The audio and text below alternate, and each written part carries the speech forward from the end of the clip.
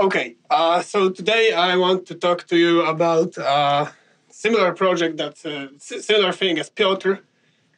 In my case, it's also building C++ packages, and I will show you how I think it should be approached, and using the modern de facto standard C++ ways to package can really benefit you. So first, let's start with who I am. So my name is Adrian Ostrowski, and I'm a C++ architect at Habana, which is now part of Intel.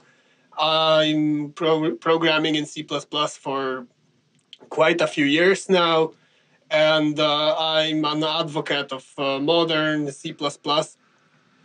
So without further ado, let's talk about the few things that I prepared for you.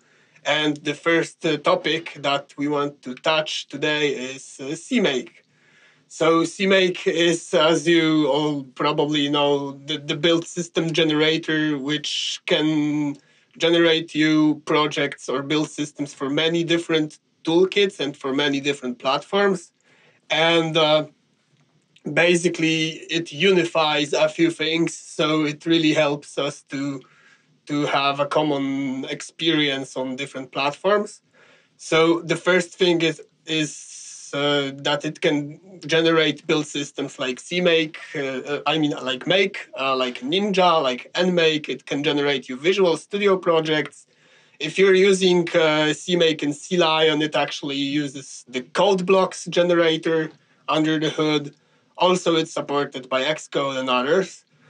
And build systems aren't the only thing that gets unified by CMake. Another thing is packaging. So here, CMake is bundled with a tool named CPack. And CPack is a way to, if your project supports installation using CMake, it's a way to quickly generate Debian packages, RPMs, NSys installers for Windows, macOS DMG archives and installers, TarGZ archives, and even more. And you can choose at runtime or at generation time which of those you want to build.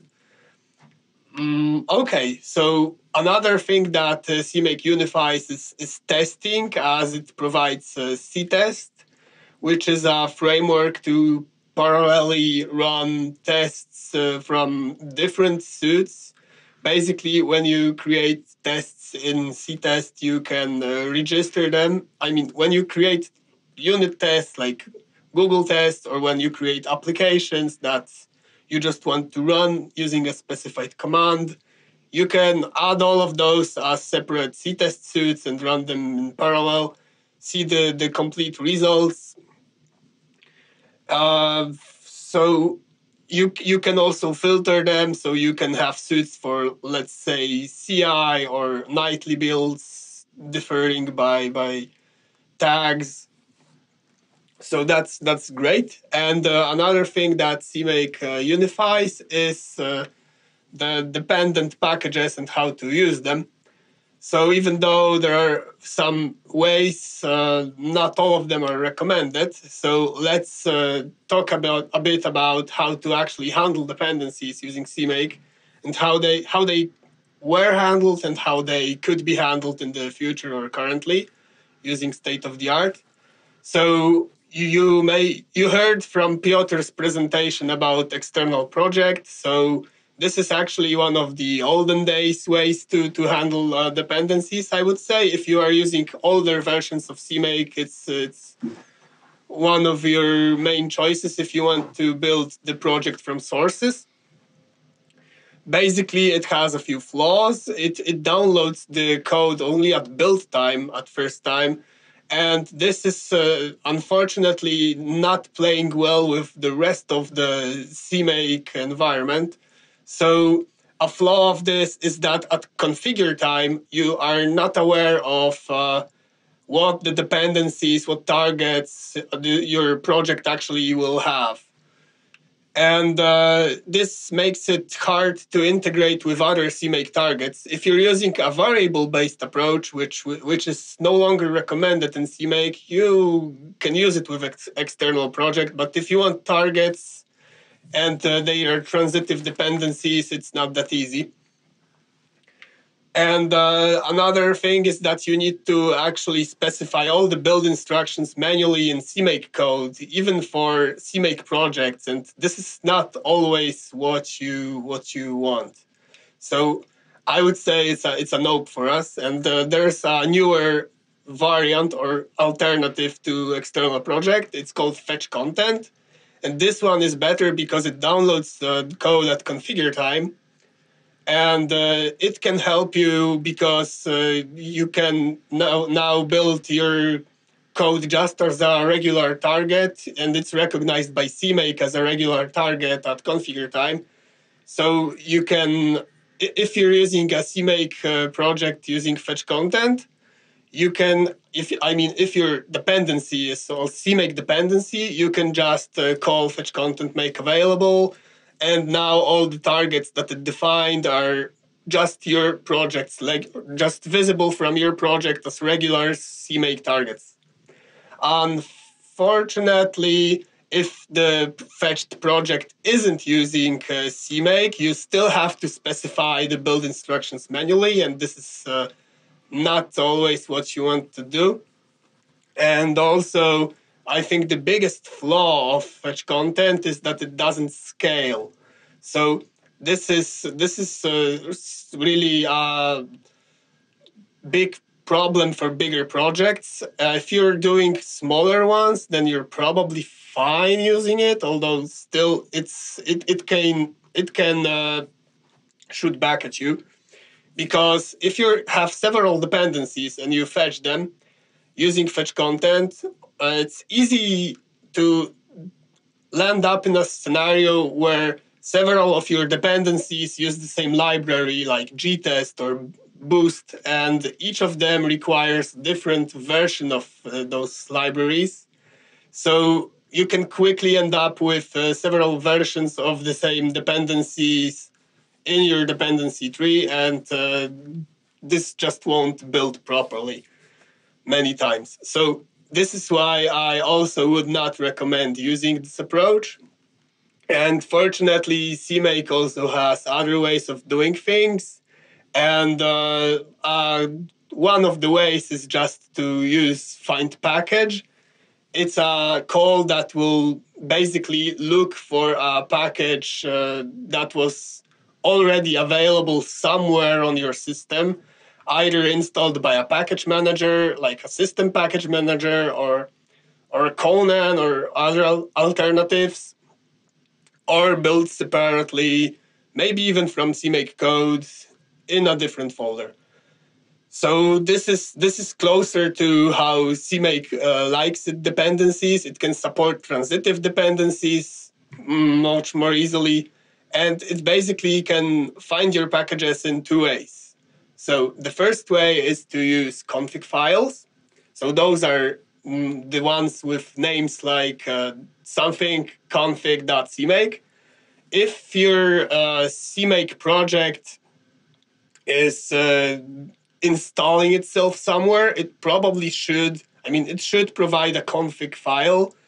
This is an entry point when loading your library, and you can define the targets, their dependencies there, and all of this. So if you want to later look for such config files, CMake will do it in the CMake prefix path variable. So if you know that you install a CMake package somewhere on your system, it's probably a good idea, if you want to find it, to add the path to the config file, the directory of it, to the CMake prefix path. Okay, so the other way that find package can find you dependencies is using find modules. So those are named find something.cmake, and this something is the module name. So this can be used if your config files aren't available, if your dependency, for instance, is not using CMake at all. Then you can create your own find module and define the targets that you wanted after building it with however it should be built. And then using the find module, CMake can easily find it and use it. And if you want to add more find modules, because CMake by design, by its own, when installed, has a directory with some find modules. If you want to have more, you need to add them to the CMake module path. Okay, so that's that. So now we know how to get the dependencies. So let's see how we could produce some packages using CMake. And to produce the packages, our project needs to know how to properly build and install. So installing in CMake is often kind of confusing, but basically boils down to a few simple steps. So one of them is to create the config file that we mentioned. If you want to have multiple versions of your CMake library, then you should also create a version file, so a config version.cmake, and then you can actually install the files that you want to install with your project. So the first, you have several functions to do so, or several flavors of the install command. You have to install targets. So this is the way to install your libraries into the directory you're installing into. Then you can install using the export keyword, and this way you would create a targets file which defines the properties of your targets, and this can be loaded from the config file. And there are also two helpers, install files and install directory. And the first one is basically for copying files, and the other, as you may have guessed by now, is for copying directories. And once you have all of this, you can not only install your package and find it using other CMake projects, you can also quickly create packages using cpack. So this is just how this. So I already mentioned cpack. Basically, to create a package, you just specify the generators, and some of them use some additional cpack variables. After you've set all those variables, you should just call include cpack, and then if you invoke cpack, you can easily create the packages out of your code. So that's all fine, but there's still something missing here. I mean, it's not ideal that you have to provide your own config files, and it's not always easy to do so. So also we need to often manually create the find modules and provide the dependencies, install them somewhere on your system before running CMake. So that's not ideal. Also, there are a few other tricky cases, like using different tool chains, like specifying options on your dependencies. For instance, setting them as compiling as shared libraries or static ones. Versioning is also not always easy. So how can we survive in this brutal world of dependencies? And fortunately, there's a barbarian friend that can help you survive. And even though he may not always want to give you his axe, I don't even know if he has an axe, he can still be very helpful. So with Conan, actually, it's pretty easy to specify your dependencies, download and build them. And to specify the dependencies, basically you need a Conan file.txt file, or you can just install them using a command. So using this text file, you can see it on the slide. Basically, it specifies the dependencies using a name, a version, and sometimes a channel. So you may want to install a testing version of the library or preferred stable ones. You can set options, like if one of the most common ones is if you want to compile your dependencies as shared or static libraries. There's also a flag for position-independent code that virtually all packages support. And also you can specify environment variables, generators. So for CMake, there are a few generators. One of the more interesting ones is CMake depths, which is a new one from some releases of Conan, and it's going to be the preferred way to install dependencies in Conan 2.0. So this guy would basically install you packages, and for each of them, it will create you a config file. in your build directory. Okay, so how can we actually consume files or dependencies installed by CMake? Basically, we can do it for many different build systems. It's not only for CMake. You can generate even just files for the compilers to get the arguments from.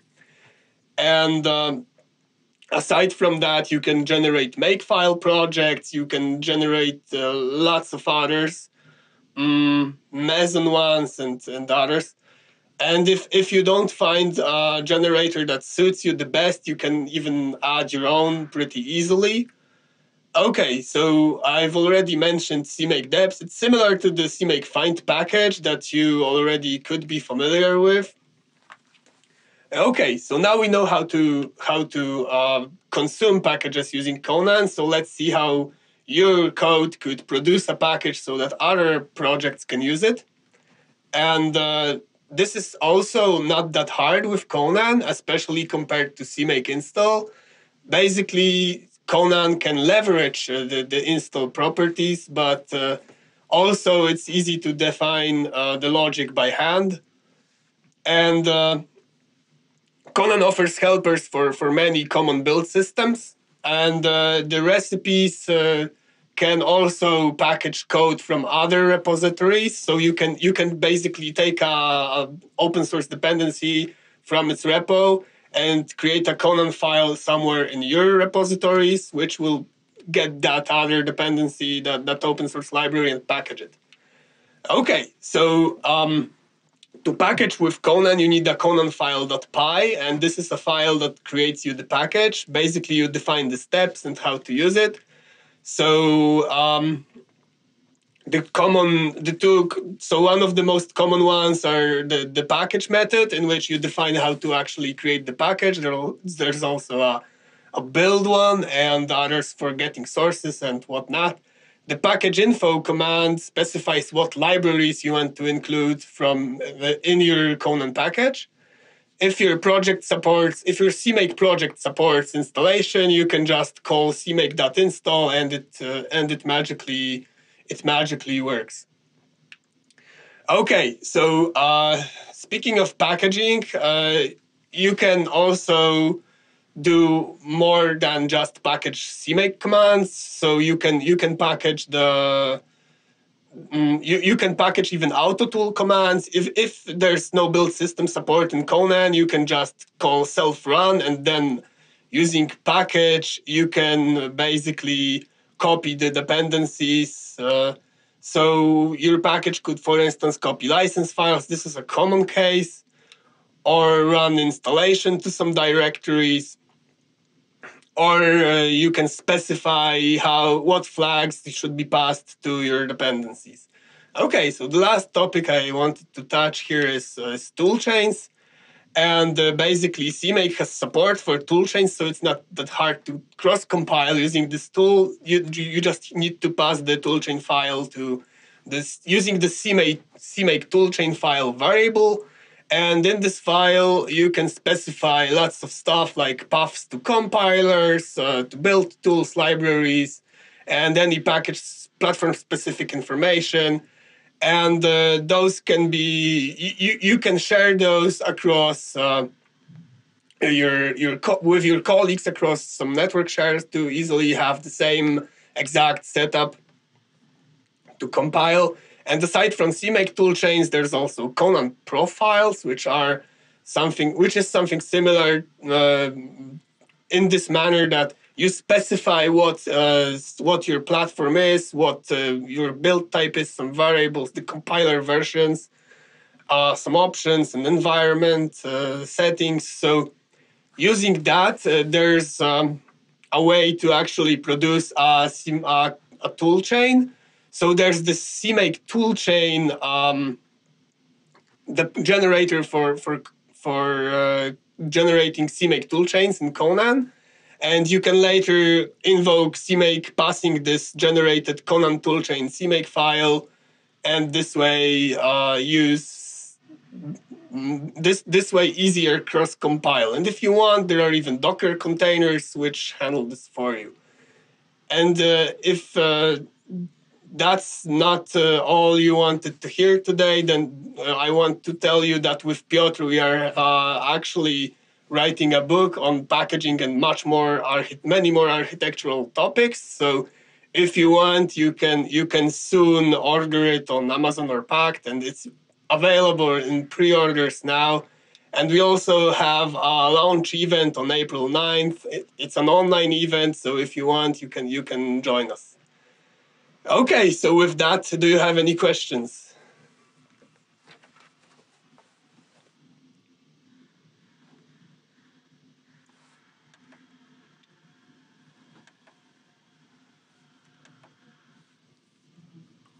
Okay, can we use Conan with Linux makefiles? So the answer is yes. There are helpers for makefiles, so this is actually one of the better tested paths. So it should be really easy to do so. I haven't showed it on the slides, but yeah, it's pretty pleasant to do. And I don't see any other questions, so with that, I wanted to thank you.